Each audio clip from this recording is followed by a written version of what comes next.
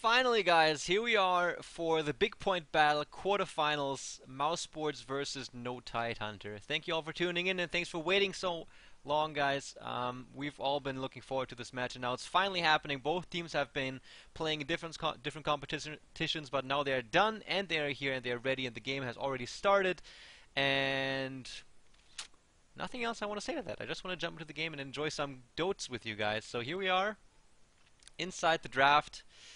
And first band just went out, No Tidehunter, they take out Darkseer. We saw S4 performing amazingly well on his Darkseer in the last game against Z4. That's a new squad of Always Wanna Fly, Mag, and them all. And he was godlike, and then he died once, and that ended his godlike streak. But still, S4, as of late, probably the most consistent player. My favorite player in terms of consistency, and Ake is my favorite support player right now. His warding is just really amazing. Mousesports, of course, now with Koikwa on their squad, they've actually been playing pretty solid. They've been going very strong even after their recent roster change, so they have been sending the signal that Mousesports are here to stay.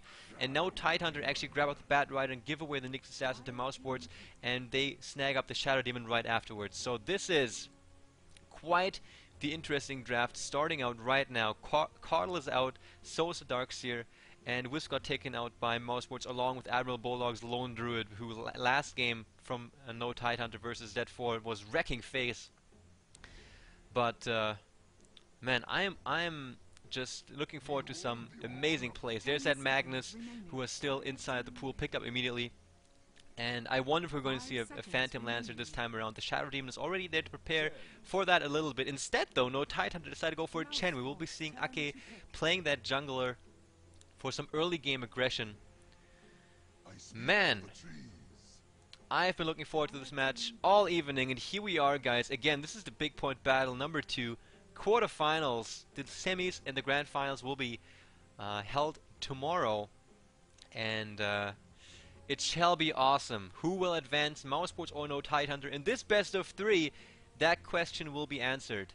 Now, looking at the draft, Mousesports has some heavy early game aggression, early to mid game with the Nyx Assassin, the Shadow Demon. Nature's Prophet makes for some heavy ganking early on, but some good damage and split push later on as well. So Mousesports looking pretty good so far. They need to secure themselves one last hard carry, and then either do a tri-lane with that, or they will put this Nyx Assassin solo mid, and then they will need a safe lane solo perhaps to round things off. No Tidehunter on the other hand. They got the Bat Rider, so that will either be inside the jungle or the solo mid. I think it will probably be the latter, unless they decide they want to go for the Magnus on inside the middle lane. Although we have seen Magnus on the long lane many times already.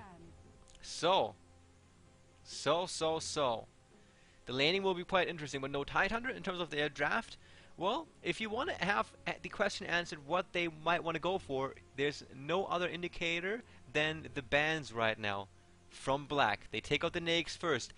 We're going to see a game without a Nags. I'm very thankful for that. I mean, nothing against the hero. He's fun. He is powerful, but we've seen him in like 90% of all the games we cast in the past, and it is a pleasure to have a game without the guy and Luna. So hard carry is being taken away by Mousesports, but No Tidehunter got about the same thing. So if two teams are focusing their 3 bans primarily on hard carries, then there will be an acute shortage of them later on. So Mousesports with the first, no, it's No Tidehunter with the first pick. They certainly have the advantage here.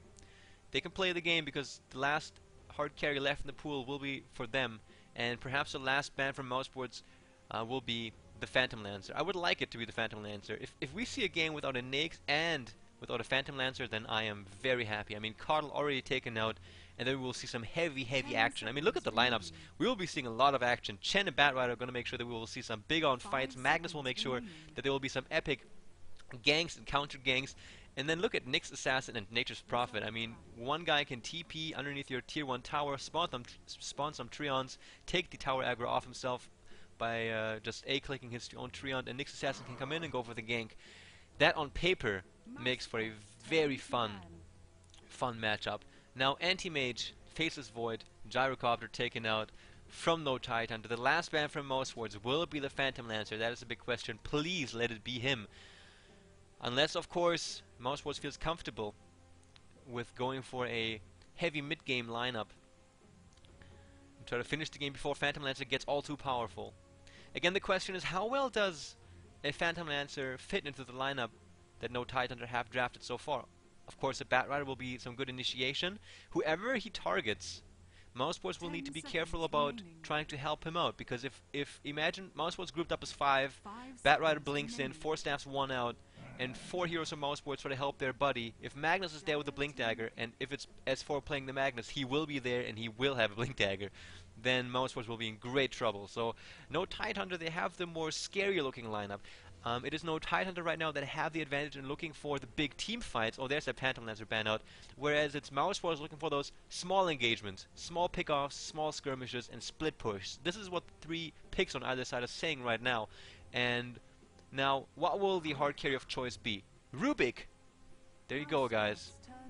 I'm going to see Rubik with a Desolator, with an AC, and a Basher. I'm looking forward to that. Now, I'm not so sure if Rubik was really a... If Rubik is here that No Tidehunter really wanted to pick, or if it was maybe a pick slash a ban from No Tidehunter, because having a Rubik on Mousesports' side would have been invaluable, because there's so many good spells to steal from No Tidehunter. So I am pretty much leaning toward the opinion that No Tidehunter simply picked Rubik because they didn't want Mousesports to have it. Obviously, Rubik fits very well into their lineup, but still, I think they have more out of the fact that the enemy doesn't have the Rubik than they have, of course, from them having the hero. But still, them having the hero is good. Alright, enough about that. Vengeful Spirit will be the pick from Mousesports. A very strong support, even and scales very well into the mid to late game. Her weakness, though, is her weak laning. That's the problem. But we saw Paz playing Vengeful Spirit to great effect. Just he leaves his Scream and his stun at level 1 and prioritizes the aura. And if we look at Mousesports' lineup overall, I mean, this is pretty powerful stuff.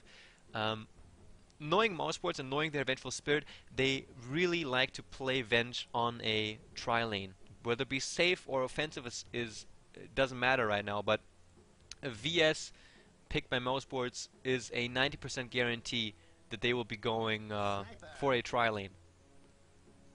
Sniper! We will be seeing Loda on Sniper against Mousesports, and I really like the pick, to be honest, especially against low HP heroes like VS and Shadow Demon. Even Nyx Assassin, to some extent, is that low HP hero, because once the Spike Carapace is done, he is squishy as hell. And even Nyx's Prophet is pretty squishy. And if you look at No Tidehunter's lineup, they have a lot of heroes to create the space that Sniper needs. We've seen NTH pull off a Sniper to great success already, so it's not like a troll pick. It's a legit strat, and it's a hero to be very afraid of. Obviously, the same thing goes for Sniper that goes for Mousesports. Sniper is squishy as hell. And since Mousesports have this ganking, roaming, skirmish lineup, Loda will have a really rough time early on, and you can rest assured that No Tidehunter will put all their eggs into that Sniper basket. They will carry TPs, they will hang around. Rubik will be his shadow, trying to help his buddy out wherever he can. And Bat Rider Magnus, they won't be farming for too long. They just going to try to get their level 6, perhaps one core item, and then they will start roaming around. Try to create that space for Sniper on his lane to farm away to his heart's content. So, Sniper was the last pick, and you can see that Black is thinking long and hard about how best to go about this. And there's many options, to be completely honest. I mean, once you know you're going up against a Sniper, you can go for, you know exactly what type of heroes you will be wanting to go for. I mean, for example, a Luna wouldn't be the worst choice at this point. Obviously, she's been banned out, but you want hard carries that are able to burst heroes down. And Lycan works very well in this regard also. Lycan is very good because he has fast movement speed, he deals a crap load of damage, he has his wolves to scout, he has his Howl even, Howl with the aura on Venge. Especially also with Fury on pushing. This is an amazing pick. I really like the Lycan pickup. I like it a lot. Again, guys, this is the BigPoint battle. Number 2, 2,000 euros thrown out into someone's face, some team's face, that wins every month. So do support BigPoint, guys. And let's get ready for some amazing Dota. We'll be seeing a sniper, we'll be seeing a Lycan. We haven't seen Lycan that often. And I think both teams kind of have the issue that they need to get through their they have those heroes that they really want to get farmed up. And both those teams have roamers that have their very own style. Mousesports, they will have, of course, the Nyx Assassin VS with the support from Furion, but no Tidehunter. They're kind of more subtle. They have of course the Bat Rider who will be lurking around in the fog, looking for the pick-off once he has his Blink Dagger, and Magnus will be there for the counter gank, counter-initiate. But we will just see how this game will go. I am very much looking forward to this. I mean, look at the lineups, guys. No Nakes, no PL, no Coddle, just mid-game heavy stuff everywhere. S4 is playing our Magnus. Get ready for some amazing and godlike play from this guy. This guy has been super consistent. Then we got EGM on our Rubik. He's got his... Oh! Look at his... Wow! Look at Rubik. This is awesome. He looks really cool. I would love to have this cosmetic set from him. Loda playing the sniper like a Sir. Ake on the Chen. Also, what's with the... He's like a Sultan. I don't know if that's the English word. In German it's Sultan. He's got the pimpin' thing on his head. Anyway. Toward the bottom lane we got Bulldog here on the Bat Rider. Already has this little XP leeching project up and running. It's like a hidden meth lab, except it's for experience. Black on Lycan. Up here we got Paz already placing the offensive lane ward on the Vengeful Spirit. Alex on Shadow Demon. These two are going to be like Twix, roaming around together the entire time. Feda and mid on Nyx Assassin, going to be looking forward to that. And then we got Koikva on our Nature's Prophet. We'll be heading toward the jungle, abandoning the top lane. So I'm going to keep on saying this. I say this time and time again. It is great for many, many reasons to leave your long lane alone. And playing Nature's Prophet like this especially is amazing. Getting pooled 2 Clarities and Gloves of Haste, that makes sure that you get a very fast Midas.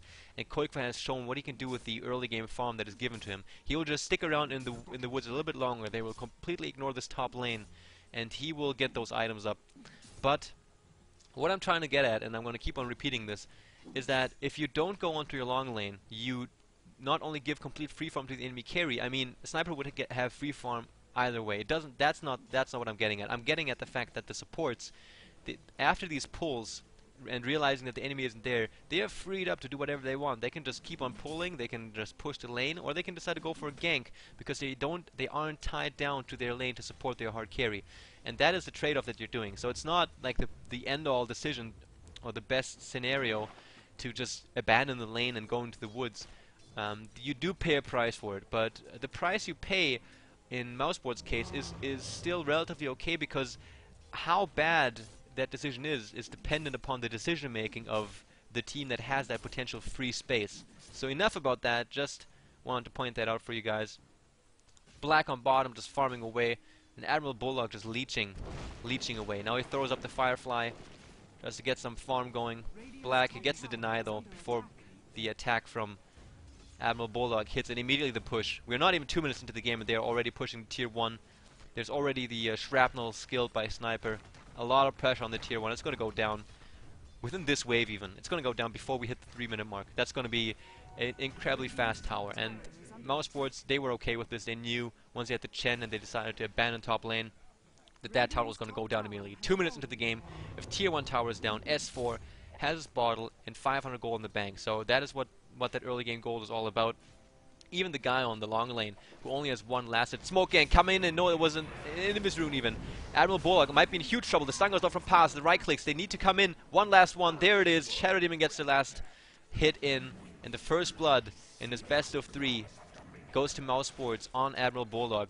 In the meantime, top tier 2, down to half HP, no Tidehunter. They really want to make Mousesports pay for abandoning the top lane, and they're doing a very good job. And that's that trade-off. Now Koikva is forced to come back. No Midas for you, good sir. Nothing for you. No free farm inside your own jungle, because you need to attend to this lane and make something happen. Koikva will surely try. No, not even trying to go for the deny. It's just going to go down.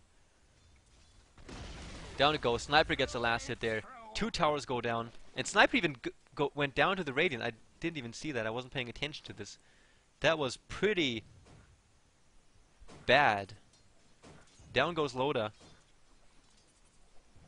I don't know how that happened.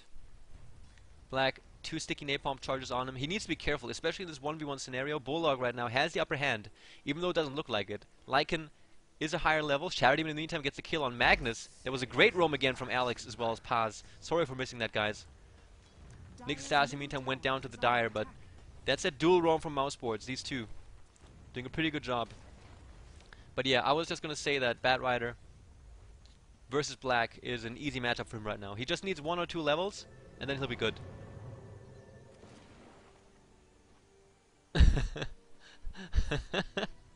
Okay, so Feda wrote in the alt chat, for all you guys who don't speak German, after Sniper died to this tower, I think it was. He said, "Boy, was that close." And oh, actually no, sorry, that wasn't even because of the tower. That was before the creeps even spawned. Sorry about that. When he died to the tower, he said, "Yeah, Loda, I'm also capable of doing that. I can do that too." So just some alt chat joking around. I think it's some sort of psychological warfare too, because they have no idea what he's talking about. They don't know if he's flaming the hell out of him or if he's just being silly. And in Fata's case, it's almost always the latter. He's always being silly. Now Paz rotating to the bottom. They gotta be careful. Eats a stack from the sticky napalm. The wolves now get spawned. Stun gets thrown up by Paz. The Firefly is ready though. Admiral Bullock will probably be fine. But look at that damage output from the wolves and just the right clicks. And this is what you need to do. If you're up against a Batrider, you can't let whoever it is in a 1v1 situation against him, because he will get farm, he will perhaps even get kills, and he will just do very well. Fata middle lane against S4, look at that. That's just a show of class right here. 18 for 4 on the Nyx, and S4 sitting at 22 for 6, even though he got ganked in the middle lane. So S4 is a world-class Dota 2 player. World-class. I mean, Fata, he's amazing.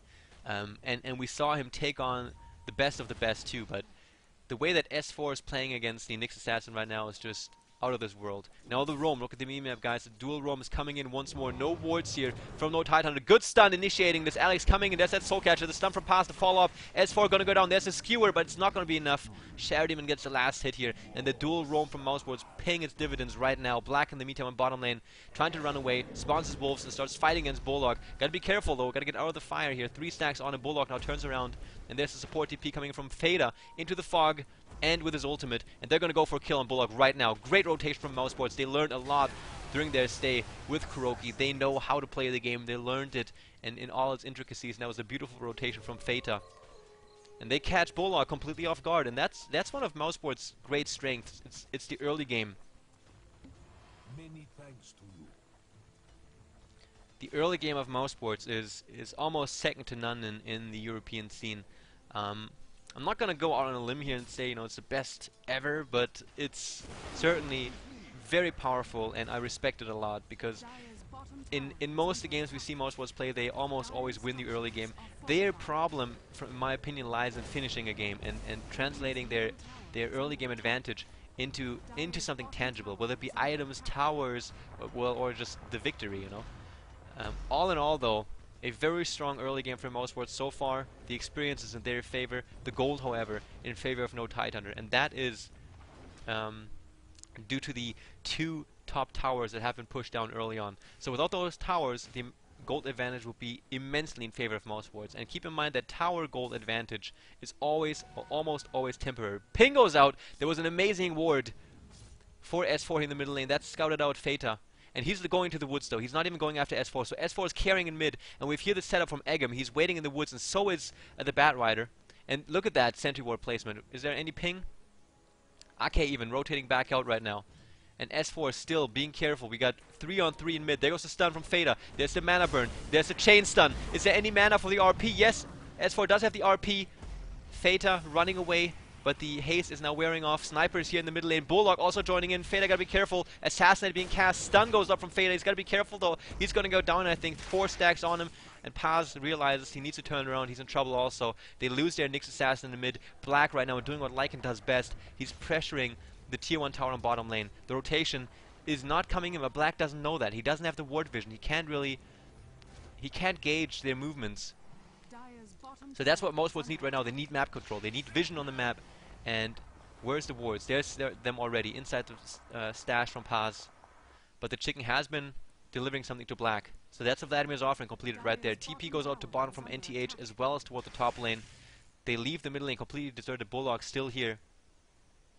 So he turns back around.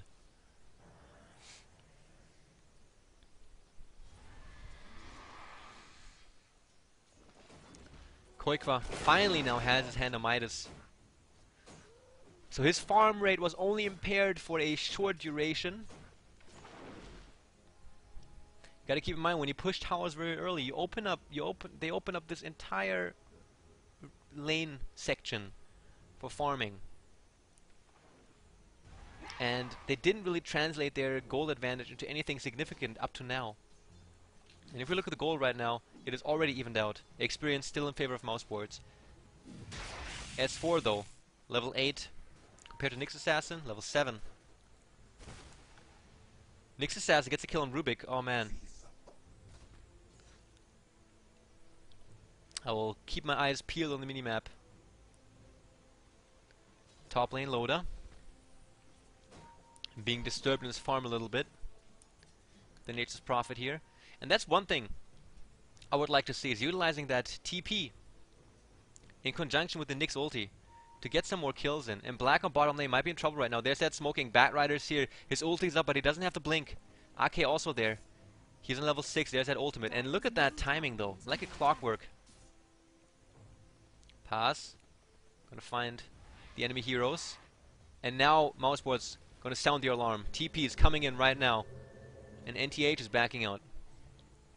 So that's a smoke gone wrong. Great job by Black, watching his positioning, and also a great job by Paz, coming in this way, but then being careful not to go into this danger zone here, and that saved his life, and that also gave Black and his team the information that the enemy team was there. Right now I would like to see them pushing top a lot harder. Dire's top tower is under attack. Again, look at the warding. They placed down another very aggressive ward. It's also a great ward to see some smokes incoming, like TPs right here, and movements down middle lane, gank coming onto S4. Good skewer, back into safety. And the rotations coming in from no Tidehunter now also. Bottom lane Black still farming away, 47 last hits. Let's switch over to the gold per minute at this point. So we can see Black ahead of 2 NTH heroes. Loda at top, still farming away. What will his first item be? Maelstrom.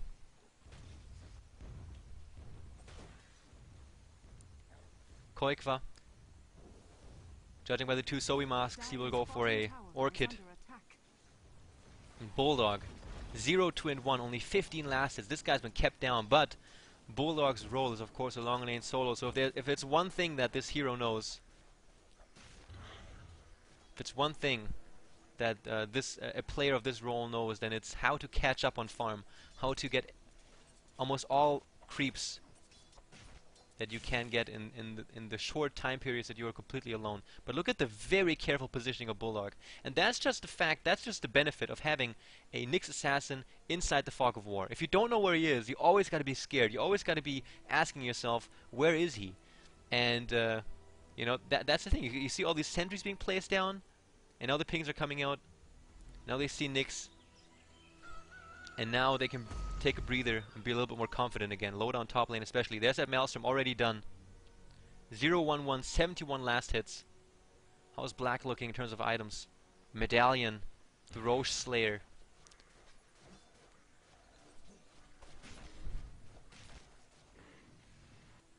Bulldog bottom lane needs 1,000 gold more, then he will have his blink. Paz, how is he looking in terms of farm? 003, level 6, and level 7 on Shadow Demon. So let's compare the hero levels. It's always interesting to compare the support hero levels. Look at that. Hand of God. Man, every time I have my eyes on one section of the screen, like right up on the left here, when I look at the levels and I try to compare stuff, then they move on the mini-map and make something happen there. Stun from S4 goes out, mana burn to follow up, and now there's the glyph use. S4 goes invisible, now they gotta be careful. The tower's not in deny range yet, so that's pretty good for them. S4 is still chasing though. He has his skewer up and the ulti to follow. How are the TPs looking? Paz also has a TP scroll. In case you guys don't know, Paz actually switched roles. It's Koikva now playing the number 3. And it is Paz playing the support together with Alex.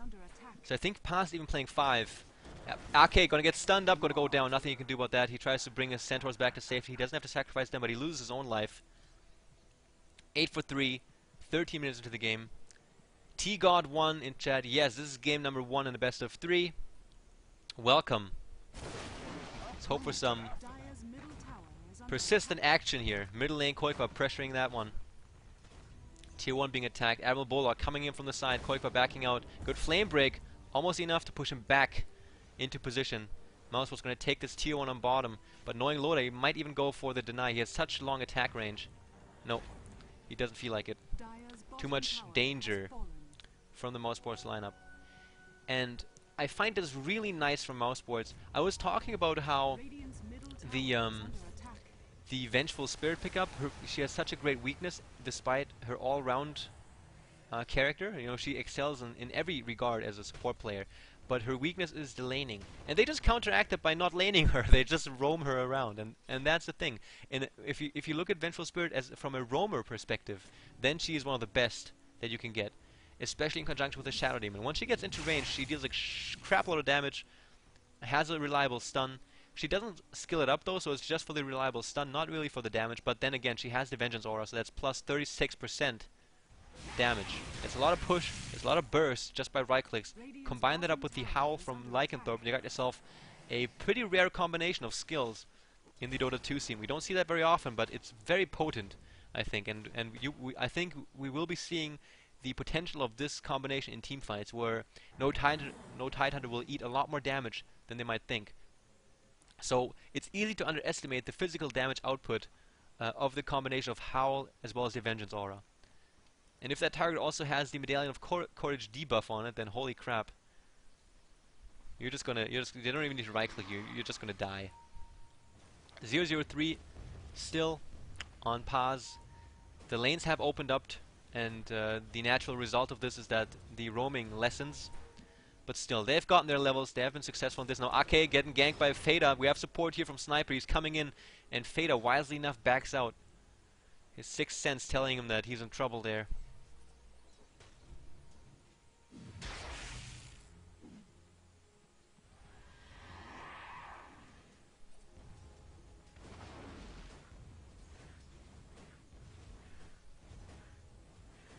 Koikva, 2k gold on him already.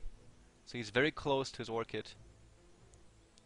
Chicken was being sent out to Paz, but it's being sent back to base, so someone else forgot their items. So we have wards for Alex. We have an urn for him as well. And it's just the smoke flying out to VS. So we will be seeing Mousesports going aggressive here very shortly. Magnus has a blink. Let's check the items quickly. Okay. Mech is up.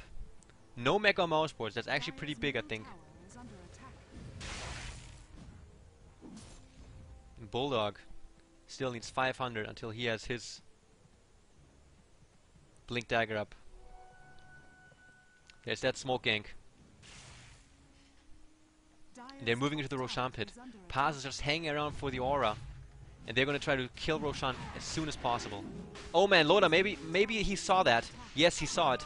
He saw that howl from Vengeful Spirit, and that gave it away. And they're still going for it. They still do it. Black throws out the ulti. He tries to go for it as soon as possible. He gets disabled, I think. Yes, Batrider snatches the Aegis. That was really, really, really unfortunate for Mousesports. Black trying to run away, but gets netted. Okay, good micro there. And both those heroes get killed. That was a complete fail from Mousesports. And man, yes, the ping goes out. They realize what was going on. Paz just says, yes, they saw it. And Paz even tried to position his Howl in such a way that it goes all into the woods. But man, what are the odds? Just in that point in time, we had Loda rotating down here, and then he saw it. And he said, I think they're doing Roche, guys. And if it wasn't for that Howl, then they would have snuck that Roshan in. But now we have Batrider with an Aegis. Bullock coming in there, disabling the Lycan with his ulti just when Roshan was about to die. And then he just took the Aegis for himself.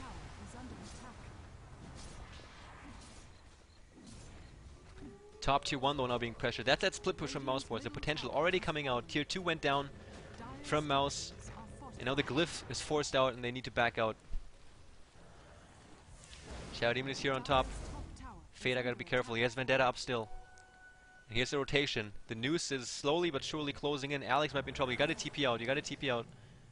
They have a ward right here. Alex needs to be so careful. S4 has an Invis rune.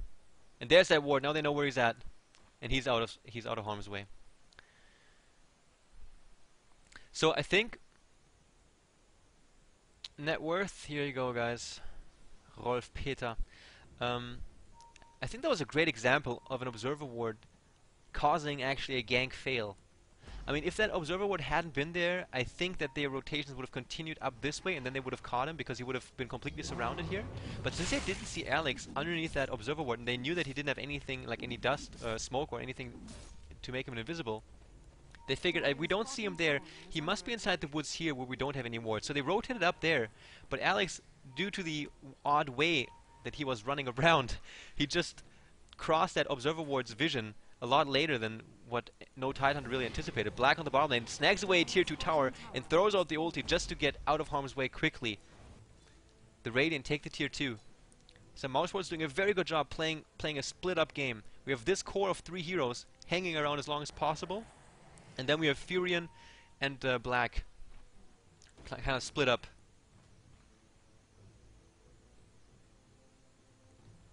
Top Koikva, Orchid is done, plus 1400 gold in the bank. Gold graph sitting at 4,000. Experience also.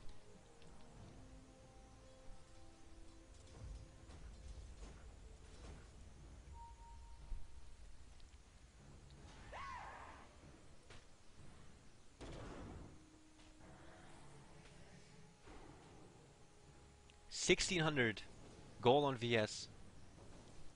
So if she were to go for a Ghost Scepter right now, then that would be a great item against Sniper. But I do doubt it. I think they should consider right now using the farm on VS to go straight for a mech perhaps. Blink Dagger up on Nyx Assassin now, by the way.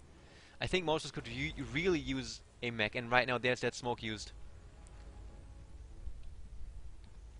Now they're rotating into the middle lane.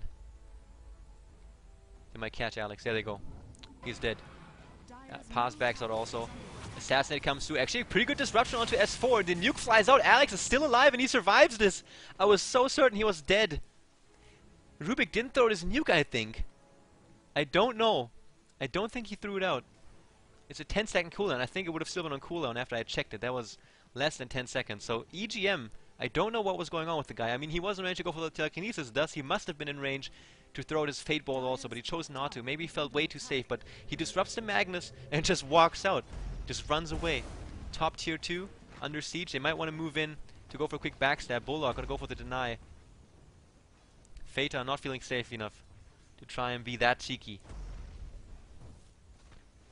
Deny comes out. Bottom lane. Koikva TP'd in. Silence out on the S4. He's not able to skewer away. Black is here. Oh, the Silence gonna wear out in time though. Chen Heal comes out, skewer away from S4. Is he gonna come back in though? He does have the Blink Dagger ready in just a few seconds, so Mousesports gotta be careful. Black, where is he sitting at? Koikva gonna go down. Black backed out by now. So that one went wrong, but a great support by Ake. Good timing on the ulti. Gave S4 enough space to just skewer back into safety, and I think that was all brought to you by the turban on his head. I don't like, he looks so weird with that. I like that cosmetic setup from Sniper, and I really like this one. Like, this looks really awesome. Okay. Anyway, S4 still has a blink. Ogre Club ready. Batrider blink as well as a gem, and that Aegis. So now we see the control of the game from Mousesports fading away, and it was all initiated, I think, by the Roshan fail. So now we have no Tidehunter claiming control, and they're not giving anything away for free. Mousesports, they want to take the tier 1. I think they will be successful too. Bulldog is here, blinks in, initiates, but a good spike carry pace immediately, and that just completely stomps him. In comes S4 with the RP on the 3 heroes. One, are they going to go down? Forced off away from Paz. Double kill, great flame break by Bulldog. That was amazing. And now Bulldog getting chased by Black. He doesn't have the Aegis though, so he needs to back out. The Wolves get the kill though. Buyback used by Nyx. Alex getting netted up. Koikva is here. Ake is just running around. He's like, I'm one of you guys. Don't attack me. And now Koikva in trouble. Okay, that was some undercover shit right there. Koikva turns around, just fails his sprout. Right click's coming in, Chen does too much damage. Time goes out, they're gonna turn around and kill the Chen. Assassinate coming in, kills Nature's Prophet. Chen also goes down. 3 heroes still alive for no Tidehunter, but in comes Fata, gets the kill on S4. Gemma True Side down, Loda getting chased right now also. Throws out the shrapnel to slow things down a little bit. Koikva TP's in, they're gonna get a kill on the sniper. He doesn't have anything, he has a Mjolnir, but he doesn't have the space to attack, and in the end it was a good exchange from Mousesports. Looked bad in the beginning, and I think that was all brought to you by the quick fingers of this German silly person here. That was the fastest spike carry pace I've seen in a while. Good reaction by Fata.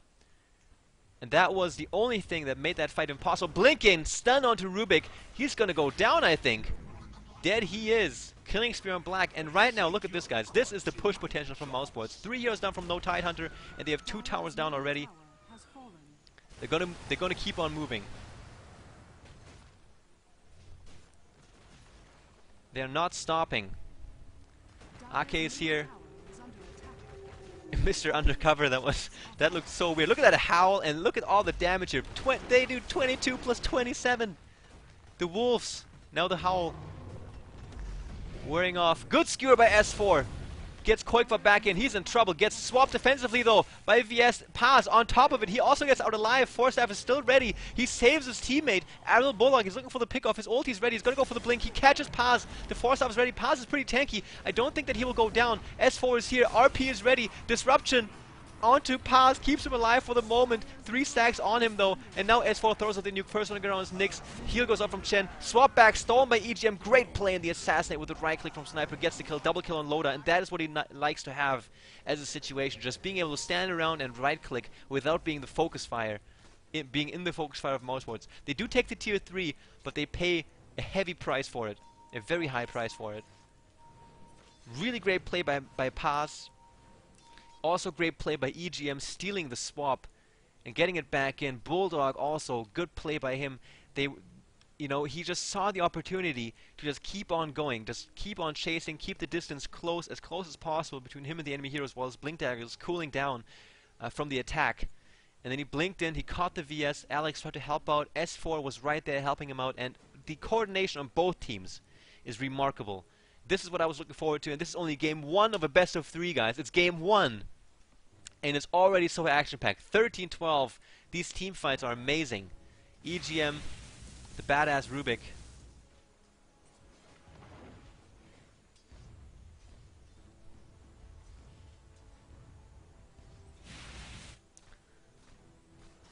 And people are arguing about evil geniuses right now.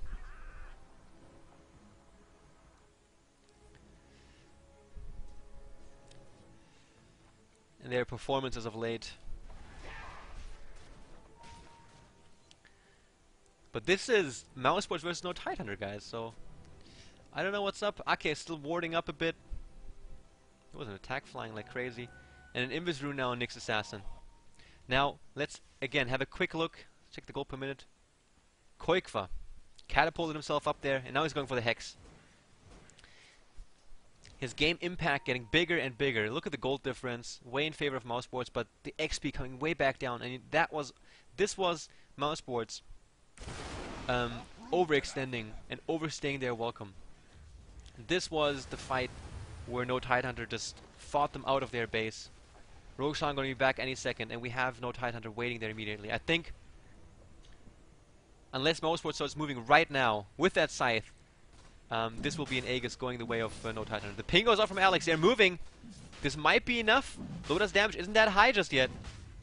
The wards are coming out, and no Tidehunter they back out. Loda still in there. BKB is up on him, and I think he's going for a Desolator after this.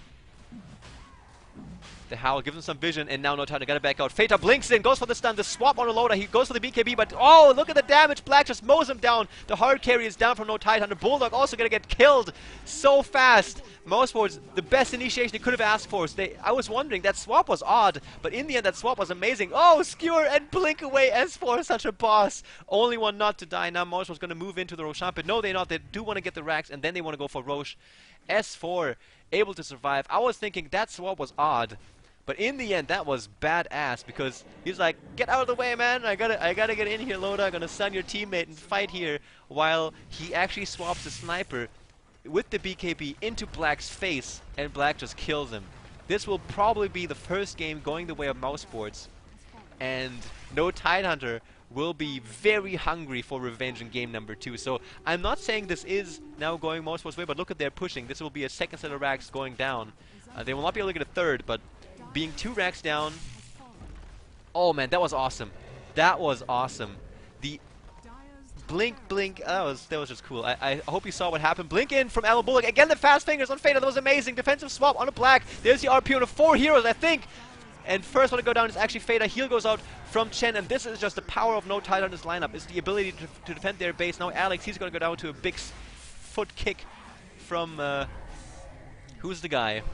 Magnus. EGM stole the spike carapace, and then the ulti from Black. This is such a good play by EGM. Black gonna go down, I think. He goes, yeah, he's nothing he can do about that. 4 heroes down, and they do get a second melee racks, but again, they pay a high price for it. But at this point, I don't think it really matters. And it is both teams really utilizing their lineups in such a good way. One is just the team fight, the skirmish, the messy style from Mousesports. The other is the organized defense of the high ground by combining up their skill sets perfectly from no Tidehunter. And I think the only difference here was 2 things. One was that Mousesports was doing this on the back of a team fight victory, so they were able to get these 2 racks. And the other was that they were doing this on the enemy side of the map.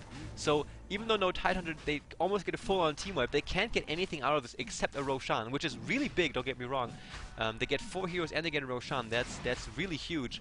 But if you compare that to 2 racks down, they certainly get the shorter end of the stick, and they might not even get that. Loda in huge trouble. Swapping from Paz. He's going to kill Loda, I think. No, BKB used. Sniper picks up the Aegis. That was really clutch by Loda. Great play by the guy. And no, Fader going to go down, I think. The right click from Loda too big. And S4 skewers back Koikva into the pit. Arrow Bullock has the ulti. Double kill right now on Loda. It's going to be a triple, I think. Nope. Koikva forces up the Aegis. Bullock barely surviving this. And down goes the Prophet. Loda loses the Aegis, but they do kill 3 heroes once more from Mousesports. There was good play by Sniper, fast reaction on the BKB. Was able to finish up Roshan, get the Aegis. Blinking from Fader, they're fighting this. Spike carapace is up, Loda now has to be patient. S4 gonna go down, I think. He does go down. No, Ake in trouble. Loda has to be careful on his positioning. He needs to back out. He doesn't have a lot of time to attack. Ake gonna go down. Tries to orb walk Black a little bit. Fader goes for some Black. He didn't really need to do. Oh yes, he did need to turn it on because S4 has his ultimate. So look at the game sense from Black. Before I realized that, you know, why is he backing out? He can kill the Sniper. He already knows, without having the vision that I have, that S4 is there with the ultimate. So props to both teams and their high skill. 20 to 20, 31 minutes into the game, and they are pushing in. No Tidehunter going all in, I think. They want to make something happen here. Okay, still around. Fader now invisible. Is there still the gem on anybody? I don't think so. Paz waiting in the wings. BKB used by S4. He's looking for the skewer. 4 step away from Paz. He runs away. Blink. Ultimate used from Chen. Ulti from S4 caught 2 heroes. Paz is still here though. Swaps out Black. He's standing his ground. Magnus gets hexed up. Black trying to chase after Bulldog. The ulti wears out though. In the meantime, 3 heroes already down from no Tidehunter. And S4 goes down as well. And here we have EGM who he stole the ultimate from Black, but he's probably going to go down. He still has his Ghost Scepter. Fader turns off with a stun, and that's going to be a team wipe. That happened so fast. That was the weirdest initiation of a team fight. That was completely confusing. It happened on so many fronts. S4 first went after Paz and afterwards blinked up north and got a RP on 2 heroes. And I think that split up. I think that might have been a little bit uncoordinated from no Tidehunter because it was Mousesports able to turn that team fight around. And the GG gets called. And again, guys, this is game 1. The best of 3.